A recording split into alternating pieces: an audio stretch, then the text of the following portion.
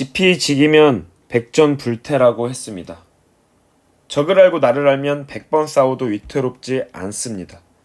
안녕하세요 여러분. 혹시 썸네일을 보고 아니 대한민국 역사 교사가 일본에 이렇게 관심이 많고 일본인들에 이렇게 관심이 많고 혹시 친일파 아니야?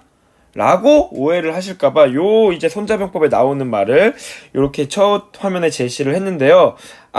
TMI를 잠깐 하자면 요 말도 실제 손자가 쓴 손자병법에 있다는 뭐 증거는 없습니다.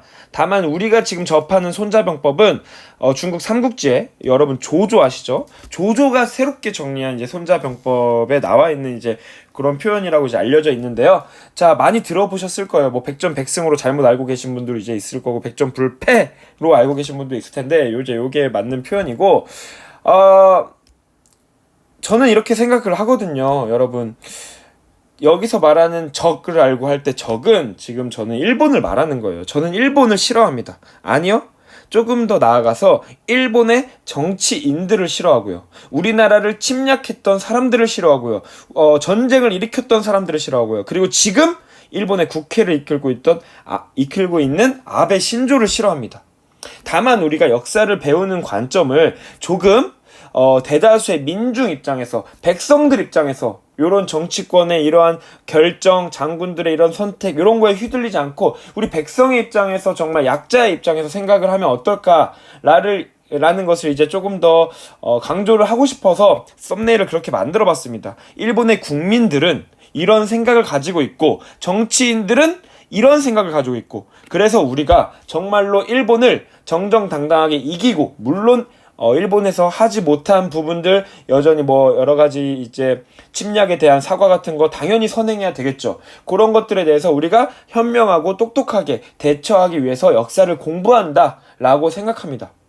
그래서 정말 일본의 많은 수많은 백성들, 우리나라의 여러 역사 속의 백성들은 무슨 죄가 있습니까? 그렇죠? 우리도 앞으로도 일본이라는 국가의 그 국민들과 그런 우리나라의 국민들 선한 마음을 가지고 친구가 되고 동료가 될 수 있다고 생각합니다. 다만 정치를 하는 분들이 제대로 사과할 거 사과하고 제대로 반성할 거 반성하고 이렇게 이제 솔선수범을 보여준다면 보다 더 좋겠죠. 이런 게 역사를 배우는 이유가 아닌가 생각합니다. 과거를 통해서 미래를 대비하고 반성하고 그런 걸 교훈으로 삼는 게 동아시아사를 배우는 이유가 아닐까 생각이 되고요. 좀 쓸데없는 말이 많았는데 우리가 일본의 그 아까 썸네일에 나왔던 그런 이제 물음표로 되어 있던 사람들이 오늘 등장을 할 겁니다. 왜 일본인들은 이 사람들을 가장 좋아하고 존경하는 인물로 뽑았는지도 잠깐 언급이 될 거예요. 자, 우리는 지금 동아시아사 4단원, 새로운 국제 질서와 근대화 운동이라는 단원을 배우고 있는 것입니다. 자, 지난 시간에 우리가 개항에 대해서 알아봤어요. 청나라는 이제 대답을 할 수 있으면 좋겠습니다. 각각 이제 조약들을 통해서 개항이 되죠. 청나라는 난징 조약, 일본 에도막부는 미일 화친 조약, 우리나라는 강화도 조약, 그리고 베트남은 1차 사이공 조약을 통해서 개항이 됐습니다. 여러분들 이런 흐름을 이해를 하셔야 되는데, 나라의 문이 열렸다, 개항이 되었다, 그 다음에 요런 이제 나라의 문이 열렸으니까 그 나라의 문을 열게 해준 그 국가들로부터 이제 여러 가지 선진 문물, 그리고 대부분은 서양 문물이겠죠. 이런 것들을 받아들이면서 근대화, 개화라고 하는 근대화가 진행이 되는 것입니다. 개화. 오케이? 그래가지고 이제 앞으로 배울 주제 2번째, 그리고 주제 3번째를 통해서 그 근대화를 이뤄가는 과정, 그 과정에서 등장하는 근대화 운동이라는 개념을 배울 겁니다. 2단원, 3단원은 뭐 하나의 흐름입니다. 물론 영상은 따로 찍겠지만 모두가 다 근대화 운동입니다. 그리고 그 궁극적인 방향 속에 국민국가라고 하는 현대적 개념이 조금씩 보여지기 시작했다라고 이해를 하시면 되겠습니다. 단원을. 그러면서 우리가 각 국가의 근대화 운동이라고 부를 수 있는 사건들을 차근차근 배워 나갈 거예요.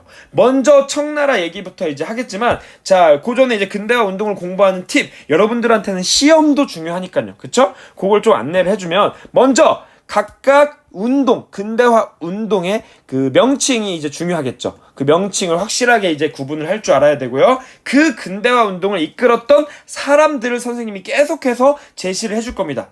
교과서에 나오는 사람들이고 시험 문제에 나오는 사람들입니다. 그리고 그 근대화 운동이 조금씩 성격이 달랐습니다. 즉 추진 방향이 달랐습니다. 요런 거에 중점을 맞추어서 개화, 근대화를 이루려고 노력했습니다. 요런 것들 구분을 할 줄 알아야 되고, 그리고 결국 어떻게 됐냐? 많은 이제 실패한 얘기, 그리고 중간중간 성공한 얘기도 배울 거예요. 그런 것들이 다 쌓이고 쌓여서 결국에는 근대화가 이제 이루어지는 과정을 겪게 되는 거죠. 요거를 이제 차근차근 오늘은 쭉 이제 알아볼 거고, 이제 특강을 통해서는 표로 정리해서 이제 알아보도록 할 겁니다. 자, 이렇게 준비가 되셨죠? 먼저 청나라부터 교과서에 서술된 순서이자 발생한 연도의 흐름을 이제 반영해서 수업을 해보도록 하겠습니다. 먼저 청나라의 근대화 운동입니다. 하면서 교과서에서 태평천국 운동이라는 운동이 나와요. 사실은 태평천국 운동은 근대화 운동에 속하지 않는다고 볼 수도 있어요. 쉽게 말해서 그냥 농민 봉기, 농민 반란이라고도 볼 수 있거든요. 그렇지만 이 근대화의 흐름 속에서 중요한 사건으로 존재하기 때문에 우리가 언급을 하고 들어가겠습니다. 태평천국 운동을, 자, 이것도 뭐 사실 할 얘기는 정말 많고, 여러분들도 유튜브 검색하면, 태평천국 운동 검색하면 정말 재밌게 설명한 내용들이 참 많거든요. 저도 다 하고 싶어요. 그렇지만 최대한 시험에 이제 나올 만한 거 위주로 조금 더 요점을 정리하는 스타일로 수업을 해보도록 하겠습니다. 자, 홍수전이라는 사람이 등장합니다. 자, 홍수전 막 이제 여러분들 수업에서 들었겠지만 막 꿈을 꿔서 계시를 받았다고 하죠. 하나님의 뭐 동생이다 막 이런 계시를 받았고, 자, 배상제회라는 단체, 그러니까 이런 기독교 정신을 이제 반영하는 단체를 만들어가지고 농민 반란을 일으키는 겁니다. 이때 주장했던 주요 주장이 있어요. 바로 요거는 다른 색깔로 칠해야 되겠다. 자, 바로 멸만흥한이라는 주장을 외쳤습니다. 만주족, 청나라를 의미합니다. 여진족이 세운 청나라, 만주족이 세운 청나라를 의미합니다. 만주족의 청나라를 멸망시키고 다시 본인이 이제 한족이거든요. 한족의 국가를 다시 흥하게 한다, 세우자라는 핵심 목표를 가지고 농민들을 모아서 반란을 일으킨 거예요. 근데 농민들이 이런 약간은 좀 사이비 교주 같은 이런 주장을 했던, 본인이 하나님의 동생이라고 했던 이런 주장을 하는 홍수전을 왜 따라왔냐? 자, 아편 전쟁을 통해서 개항이 이루어졌잖아요. 그 개항이 이루어지고 영국의 여러 가지 물건들이 막 들어오면서 농민들의 상황은 더더욱 안 좋아졌던 겁니다. 살기가 매우 힘들어졌다는 거예요. 여러분, 우리가 역사를 통해서 매우 반복적으로 봤겠지만 나라가 망해가는 과정에서 결국 피해보고 힘든 것은 대다수의 농민들이고 백성들입니다. 이 힘든 상황을 겪고 있는 농민들이 이 홍수전의 태평천국 운동에 적극적으로 이제 가담하게 되는 거죠. 자, 이것도 파란색으로 썼으면 좋았을 텐데요. 그리고 이 홍수전이 주장했던 이 이념들이 상당히 힘들게 살고 있는 농민들에게 매우 큰 희망을 줬습니다. 뭐냐? 토지를, 내가 나라를 세우고 나라를 이제 통일하면 그 땅을 나를 따르는 백성들에게 균등하게 나누어 주겠다. 균등 분배하겠다. 게다가 우리 새로운 국가 태평천국은 남녀가 평등한, 그리고 모든 사람들이 평등한 세상이다 라는 것을 주장을 했기 때문에 힘들게 살고 있던 백성들, 청나라의 이제 지도 아래에서 여러 가지 차별을 받아왔던 한족들이 많이 가담을 하게 되는 거죠. 근데 이게 근대화 운동이라고 보기 힘든 게 그 이상의 서양 문물에 대한 그런 호의적인 모습, 이런 것들이 적었고요. 청나라 정부 입장에서 그냥 단순히 농민 봉기였습니다. 이거를 어떻게 진압할까, 이런 식으로 이제 다가왔고, 게다가 기독교, 아까 말했지만 기독교 정신을 바탕으로 했다고 했는데, 당시에 청나라에 접근하고 있던 영국이나 프랑스 같은 서양 열강들도 탐탁지 않게 봤어요. 초반에 물론 호기심을 가지고 봤는데 정말 사이비 교주인 것 같은 거예요. 오히려 이 태평천국 운동, 이 농민 봉기가 확산되는 게 본인들, 서양 열강들이 청나라를 침략적인 마인드를 가지고 접근하는데 오히려 방해가 되겠다라고 해서 서양 열강들도 이 태평천국 운동을 청나라 정부와 함께 진압하는데 오히려 동참을 하게 되는 겁니다. 게다가 이미 청나라에서 관리가 되어서 기득권 세력이 됐던 한족들 있잖아요. 오히려 한족들한테도 등을 돌리게 되는 겁니다. 나는 이미 기득권 세력이고 이미 잘 우리 지역에서 권력과 부를 누리면서 살고 있는데 갑자기 모든 걸 다 균등하게 나누고 평등한 세상을 외친다? 같은 한족이더라도 이거를 용납치 못했던 거죠. 그래서 본격적으로 이제 아까 말했지만 서양 열강들, 자 서구 열강들이나 그리고 아까 말한 한인 관료들에 의해서 한인 관료들이 각각 자기의 근거지에서 자 향용이라고 하는 지방의 의용군 같은 거예요. 지방 굳이 따지면 의병 같은 그 지방 세력을 모아가지고 군대를 만들어가 조직해가지고 이 태평천국 운동을 공격하게 하고 그렇게 이제 진압이 되는 겁니다. 향용 한인들이 이제 조직을 한 거예요. 대표적인 사람이 여러분 바로 이홍장이라는 사람입니다. 이홍장이 태평천국 운동을 진압하는데 매우 큰 공을 세우게 되는 겁니다.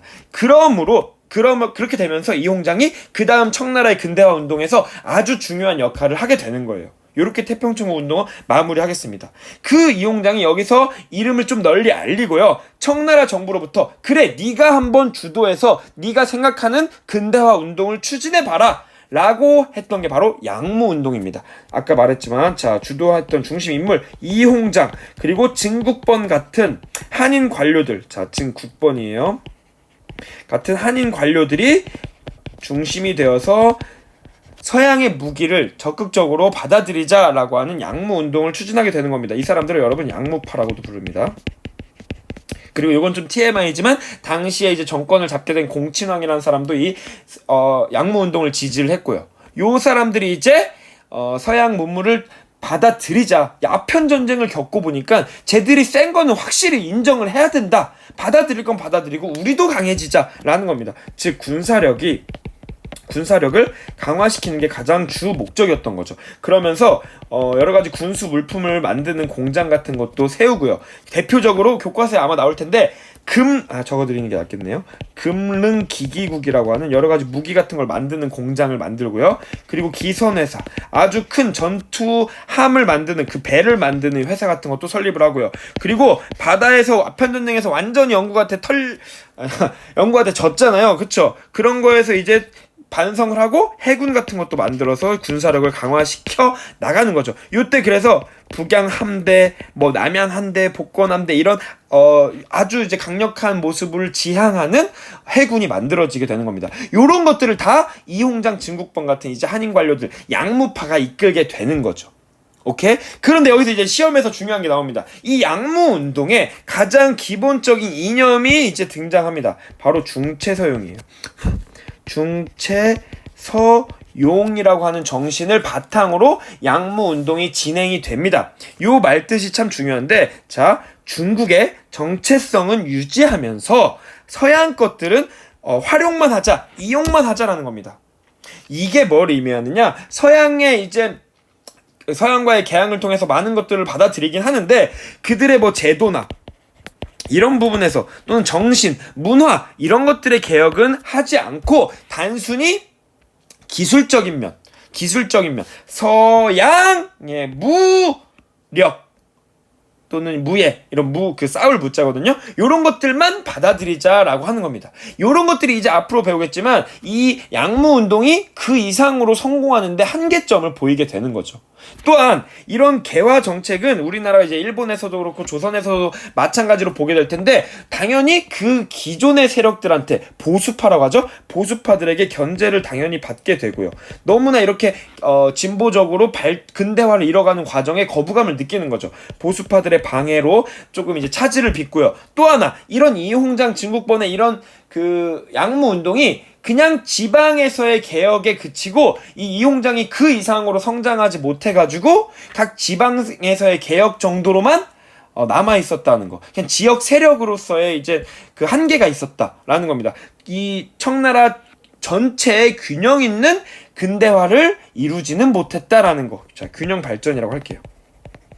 요런 것들이 이제 한계점으로 남아있고, 또 하나 요런 틈을 놓치지 않고 자꾸 주변에 이제 강한 국가들, 대표적으로 프랑스와 한 번 더 전쟁을 치르고요. 청불 또는 청프 전쟁이라고 하고요. 그리고 또 일본과의 관계에서 대만 사건, 그리고 청일 전쟁, 이런 잇따른 침략, 외세 침략, 것들에 그때그때 대처하면서 제대로 개혁이 이루어지지 않고 한계점을 많이 보였다. 결국에는 실패한 근대화 운동이다라는 평가를 받습니다. 오케이. 물론 역사에 실패는 없어요. 이런 것들이 다 교훈이 돼서 그 다음에 새로운 사건에 이제 개선할 점으로 이제 반영이 되는 거라 실패라고 함부로 말하기 힘들지만 우리 교과서에서는 이제 이렇게 표현을 하는 거죠. 오케이. 외세 침략 중에 청일전쟁만 적어둘게요. 양무운동이 참 한계점을 많이 보인다를 보여주는 사건이죠. 그리고 양무운동은 이렇게 막을 내리게 되는 겁니다. 그리고 요 과정에서 이거 나중에 배울 이제 3단원에서 배울 건데 변법자강운동이라는 새로운 근대화 운동으로 나중에 이어지게 이제 되는 겁니다. 오케이. 무슨 느낌인지 알겠죠? 청나라는 그래서 오늘 태평천국 운동과 양무 운동만 이렇게 배울 거예요.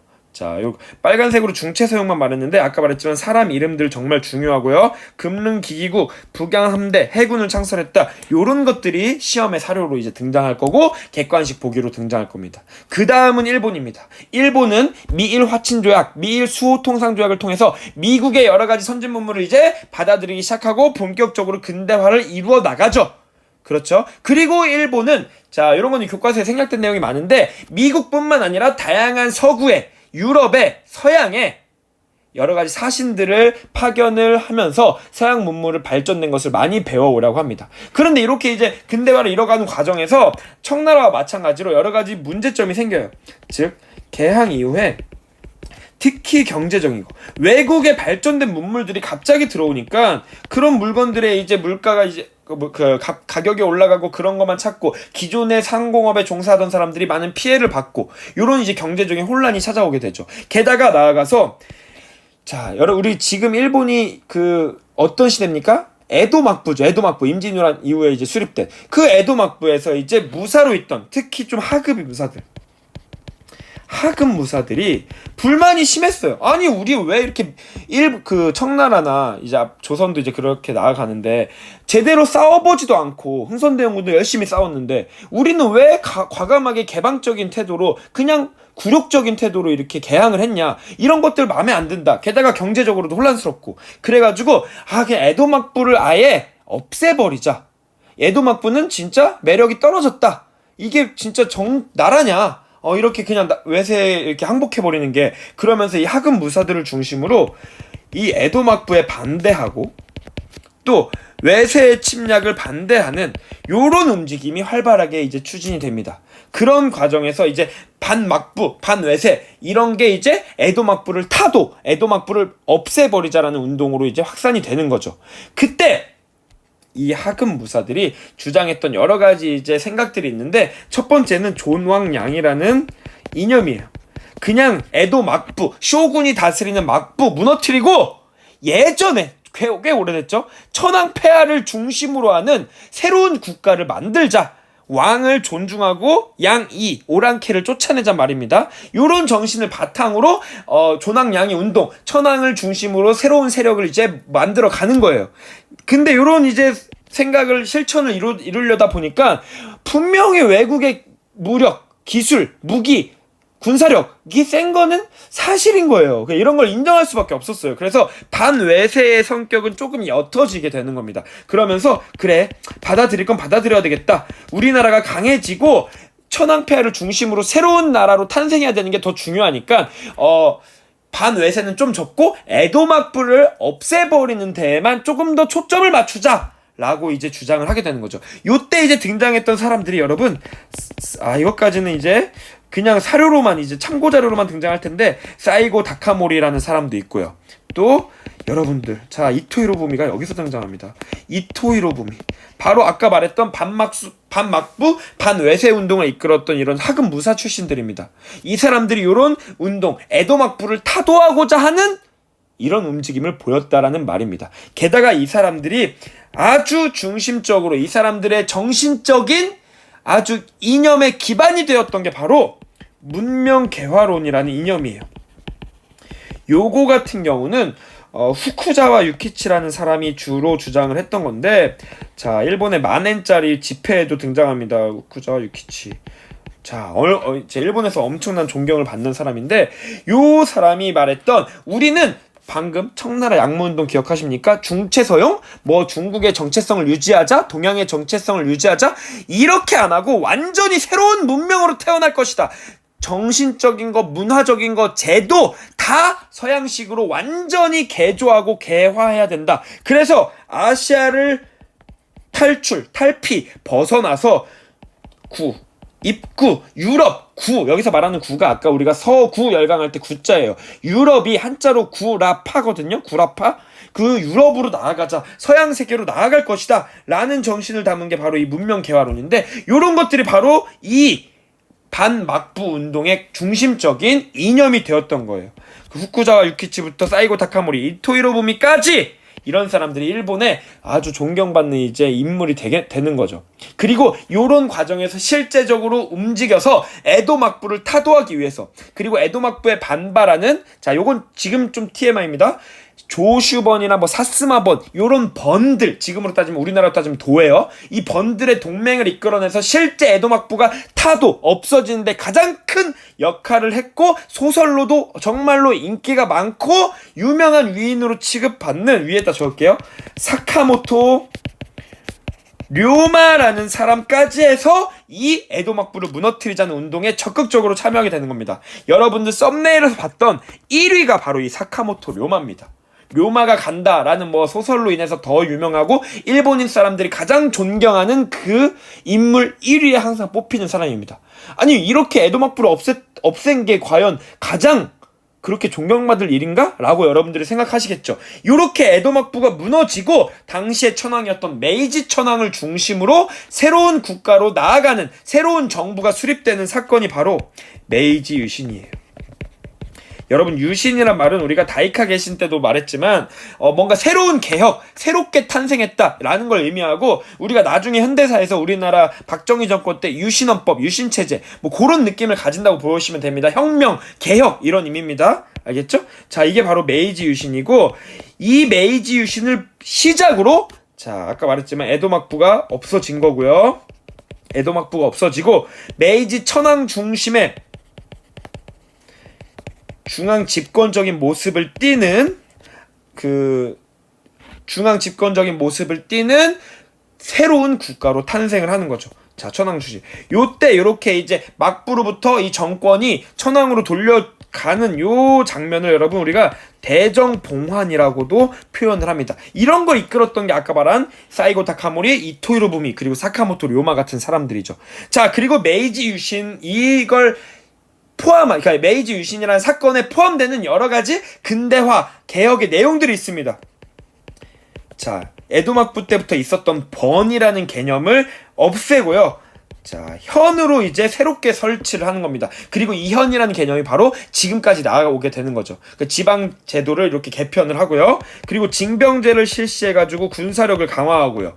오케이. 그리고 신분제가 몇천 년 동안 있었던 신분제가 여기서 없어지는 겁니다. 저는 근대라는 개념에서 정말 중요한, 거의 가장 중요한 것 중에 하나가 신분제가 없어졌다는 것 같아요. 그러면서 모든 사람이 다 평등한 세상, 이런 것들이 바로 그 전근대와 가장 다른 게 아닐까라고 생각하고, 여러 분야에서 산업 발전을 시도하고 실제로 성공하고 이루어집니다. 이걸 바탕으로 일본이, 여러분 좀 기분이 좀 나쁠 수도 있지만 동아시아의 압도적인 강한 국가로서 나아가게 되는 거죠. 그리고 현대까지도 우리가 알고 있는 일본의 이미지가 요때 완성이 되고, 우리가 이미 어느 정도 스포가 되어 있지만 2차 세계대전을 일으키는데 가장 중요한 국가 중 하나의 국가죠. 거기서도 활약하게 되고, 그러니까 일본의 이 흐름의 시작입니다. 근대 현대의 시작입니다. 지금 일본 이미지의 시작입니다. 그러니까 일본 국민들이 그렇게 좋아하는 거죠. 나아가서 이런 걸 바탕으로, 야, 옆에 있는 한반도 그냥 정벌해버릴까? 정한론, 한반도를 정벌하자, 정한론이라는 의견이 이제 나오게, 요런 흐름으로 이제 이어지게 되는 겁니다. 일본의 근대화 운동, 메이지 유신입니다. 그리고 요걸 바탕으로 지금은 천황 중심이지만 다음 시간에 배울 국민국가 수립 운동의 과정에서 아시아 최초로 의회가 이제 설립되는 모습까지도 이어지게 될 겁니다. 오케이. 그리고 이제 우리나라로 갈게요. 조선의 근대화 운동. 자, 강화도 조약 이후에 개항을 했고요. 본격적으로 우리도 서양 문물을 받아들이려고 노력을 합니다. 그 첫 번째가 외교 사절단, 사신을 외국에, 선진국에, 서양 국가에 파견하는 거예요. 먼저 이제 일본의 수신사와 조사시찰단이라는 사신단을 파견해서 그들이 발전된 모습을 배울 거 있으면 배우고 많이 관찰해 오라 라고 하고요. 청나라의 영선사라는 사신을 파견하고요. 이런 것도 이제 구분을 잘해야 내신 시험에서 잘 보겠죠. 그리고 미국의 이제 보빙사를 파견하죠. 이렇게 사신단의 이름이 달라요. 그리고 우리 국내적으로 통리, 기무, 아문이라고 하는 부서를 기구를 설치해서 개화 정책을 총괄하게끔 하고요. 여러분이 아문이란 말은 지금의 뭐 교육부, 기획재정부 이런 부서를 의미하고요. 모든 이제 통상과 관련된 기무, 국가의 정책을 담당한다라는 의미를 가지고 있어요. 중요한 기구입니다. 색깔을 좀 주고 싶은데 계속 까먹네요. 저 정말 중요하고. 다 중요해요, 사실은. 여기 영상에서 지금 쓰는 검정 글씨들은 사실은 제목 빼고는 다 빨간 글씨입니다. 그거 위주로 지금 선생님이 설명을 하고 있는 겁니다. 그리고 이제 군사제도를 이제 개편을 하는데 뭐 5군형 체제에서 2군형으로 이제 바꾸기도 하고요. 그리고 최첨단 서양 무기와 서양의 군사적인 뭐 전법 이런 것들을 반영하고 일본인 교관을 임명한 최첨단 신식 군대 별기군이 창설이 됩니다. 특별한 이제 기술을 가진 군대 뭐 이런 한자 뜻 별기군이 이제 창설이 돼요. 이게 여러가지 한국사 시간엔 자세히 배웁니다. 별기군이 창설되고 신식군대가 좀 우대받으니까 상대적으로 구식군인들이 많은 차별을 받았죠? 그 과정에서 구식군인들이 차별을 참다 못해 일으킨 임오년의 군인들이 일으킨 임오군란이 이제 일어나게 되기도 하고요. 이게 이제 우리 강화도 조약 이후의 전반적인 흐름입니다. 뭐 근대화 운동은 아니죠, 임오군란이. 그리고 본격적으로 근대화 운동이 이제 임오군란 이후에 우리가 급진개화파, 온건개화파 이렇게 이제 분할이 되고요. 요 내용은 한국사니까 말로만 이제 설명을 하고 있어요. 그 과정에서 급진개화파 대표적인 사람 누구죠? 김옥균, 박영휴 이런 사람들이 일본의 급진개화파 일본의 메이지 유신을 좀 본받아서 우리도 모든 걸 싹 다 갈아엎는 방식의 개화, 좀 더 급진적인 개화를 하자. 하트. 라고 주장했던 갑신정변이 일어나게 되는 거죠. 갑신정. 이게 지금 강화도 조약 이후에 하나의 흐름으로 쭉 이어지는 겁니다. 그쵸? 여러분 갑신정변에 대한 얘기 뭐 종종 많이 들어봤을 텐데 뭐 우정국 축하연을 시작으로 정변을 일으켰고 이 사람들이 잠시 정권을 잡죠. 그 과정에서 입헌군주제 주장하고요. 그리고 문벌을 폐지한다. 이게 신분제를 폐지한다는 말과 같은 겁니다. 이런 것들을 주장하는 혁신정강 14개조 이런 것들을 제시를 하는데 어떻게 됩니까? 그 유명한 3.1천하 그쵸? 청나라의 개입으로 인해서 그리고 도와주기로 했던 일본의 배신, 일본의 비협조 갑자기 배신 때리는 거예요. 일본 애들이 여기서 또 이제 믿을 만한 사람이 아니라는 것도 알게 되겠죠. 그러고 대표적으로 청군의 개입으로 인해서 실패하게 된다. 갑신정변. 그래도 의미가 충분히 있는 거죠. 이런 것들을 이제 주장했다. 근대화를 이제 이룩하고자 했던 의미 있는 활동이었고 나중에 갑오개혁, 을미개혁에 충분히 의견이 반영이 되는 결과를 가져오게 되는 거죠. 근데 어찌됐든 김옥균, 박영호가 이 이후에 이제 박영호 같은 경우는 조금 이제 정부에 이제 참여하게 되면서 온건한 성향으로 바뀌고 김옥균은 이제 암살당하고 그러면서 급진개화파의 역사는 여기서 끝나는 겁니다. 그러고 약 10년 후에 이제 우리나라에서 동학농민운동이 일어나고 그 과정에서 이것도 한국사 내용이니까 중요한 내용만 제가 살릴 건데 동학농민운동을 이제 진압하는 과정에서 청나라 군대, 일본 군대가 들어와서 우리나라 땅에서 청일전쟁이 일어나고요. 그 과정에서 일본이 경복궁을 점령하고 우리나라를 조금 더 그들의 입맛에 맞게 침략하기 좀 용이하게 어느 정도 발전을 시켜야 되겠다 하면서 일본의 압박이 이루어지는 상황 속에서 갑오을미 개혁이 일어나는 거죠. 너무나 중요한 개혁이고 우리나라 근대화의 가장 상징적인 사건입니다. 그래서 일단은 지금 중요한 것들 위주로 다 적어놨어요. 그 중에서 더 중요한 거는 빨간색으로 표시를 하겠지만 여러분들 이런 것들이 각 교과서마다 다 각각 조금씩 중요성을 이제 많이 따로 두기 때문에 다 적어놓긴 했는데 이거 말고도 더 많고요. 그 중에 공통적인 내용은 좀 이제 표시를 하겠습니다. 한 번 더 말씀드리지만 동학농민운동이 일어나는 과정에서 우리도 근대적인 개화 보다 더 혁신적인 개혁이 필요하다고 느꼈고 교정청이라는 걸 만들어가지고 우리 스스로 개혁을 펼쳐나가려고 노력을 합니다. 그러나 일본이 경복궁을 점령하고 강제성을 동원하면서 개혁을 이제 추진하는 과정에 가서 교정청이 없어지고요. 군국 기무처가 만들어지면서 1차 갑오개혁이 이루어지게 됩니다. 김홍집이 이제 여기서 상징적인 이제 그 총리, 내각의 이제 대표로서 개혁을 이끌어 갔고요. 많은 것들이 근대화됩니다. 우리가 이제 청나라 연호를 쓰다가 그게 아니라 조선의 건국부터 개국을 기원으로 하고요. 그래서 500 몇 년이 되겠죠. 그리고 정부와 왕실이 분리가 됩니다. 원래 왕실 자체가 정부였잖아요, 조선시대. 이런 것들이 이제 분리가 되고 과부의 재가를 허용한다. 이제 남편을 잃은 사람의 그 재혼이 조선시대의 성리학적 마인드 때문에 손가락질 받고 좀 이제 차별을 받아왔는데 이런 것도 허용하고요. 그 여성의 인권이 좀 올라갔다고도 볼 수 있죠. 그리고 신분제가 드디어 없어집니다. 몇천 년간 지속된 신분제가 없어지고요.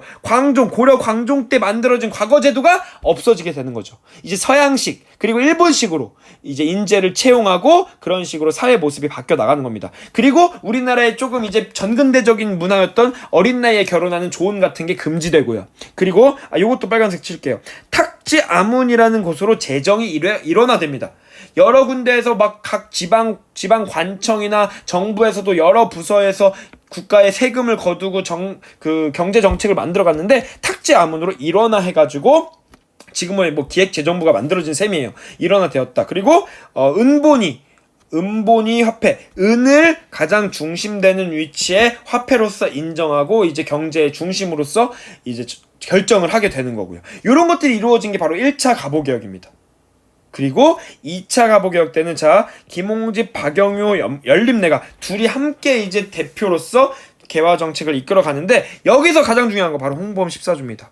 고종이 개혁의 내용을 이제 14개로 이제 개혁의 가장 중요한 지향점을 14개로 담아가지고 반포를 하는 거죠. 전 세계에. 우리는 이렇게 근대화를 이룩하는 과정에 있고 근대화를 지향하는 국가다를 선언한 겁니다. 그리고 교육 입국 조서를 반포해서 근대적인 교육 체제도 만들어 갑니다. 그리고 이제 각 지방의 개항장에 재판소를 설치해서 이건 뭐 빨간색까지는 아니고 근대적인 사법권 그전에는 뭐 지방관청에서 사또, 지방관, 수령이 이제 재판하고 그랬잖아요. 이제 사법적인 모습을 따로 이제 재판소라는 데에서 이제 하게끔 하는 거죠. 그리고 3차 갑오개혁. 요때 연도가 바뀝니다. 1895년으로. 요때를 을미년, 그 을미개혁이라고도 부르는데 다시 이제 김홍집 단독 이제 내각을 중심으로 하고요. 연호를 건양으로 이때부터 1세 1연호라고 해가지고 하나의 왕이 하나의 연호를 가진다 뭐 이런 원칙이 정해지고요. 그리고 가장 중요한 거 지금까지 한 얘기 다 을미개혁 때 몰라도 되고요. 요거만 알면 됩니다. 머리를 이제 자르게 합니다. 상투를 이제 틀었잖아요, 우리나라. 근데 이제 단발령을 실시하고 양력을 사용하기 시작합니다. 그 전까지는 음력을 사용했고요. 요런 것들이 지금 갑오 을미개혁, 1차 갑오개혁, 2차 갑오개혁, 3차 갑오개혁 또는 을미개혁 요렇게 이제 묶여서 우리가 정말 근대 국가로서 많은 그 시작점을 보여주는 정말 중요한 개혁이었고 여기서 강조해야 될 거 우리나라의 갑오 을미개혁은 바로 동도서기 정신을 바탕으로 이루어진 개혁이다. 중체서용과 상당히 비슷한 개념인데요. 동양의 여기서 말하는 도가 정신 또는 도리. 우리의 이제 그 정신은 동양을 유지하고 서양 것은 기술만 받아들인다. 이런 건데 이런 것들도 아까 이제 중체서용 정신처럼 우리의 정체성은 유지하면서 개혁을 이끌어 나가자라는 정신을 담았다고 볼 수 있죠. 이 과정에서 여러분 김윤식이라는 사람도 등장하고요. 여러분 교과서에서 후쿠자와 유키치와 이홍장과 우리나라 김홍집이나 김윤식과 비교를 하면서 일본만 모든 걸 다 바꾸자. 그래가지고 일본이 이렇게 성공하는 모습을 보일 수 있다로 비교하면서도 이제 사료가 이제 탐구가 될 겁니다. 그런 것도 알아두면 좋을 것 같고요. 자, 오늘은 여기까지만 알아보고 이 주제 두 번째 거 근대화 운동의 전개 과정을 알아본 거고 요런 것들의 흐름이 다 이어지는 거예요. 다음 단원에서 조금 더 국민 국가의 수립 노력 조금 더 국회 같은 게 이제 설치가 되고 국민들의 인권이 좀 더 중요시되고 헌법의 아주 초창기 모델 법이 제대로 만들어지는 모습 다음 시간에 알아보도록 할 겁니다.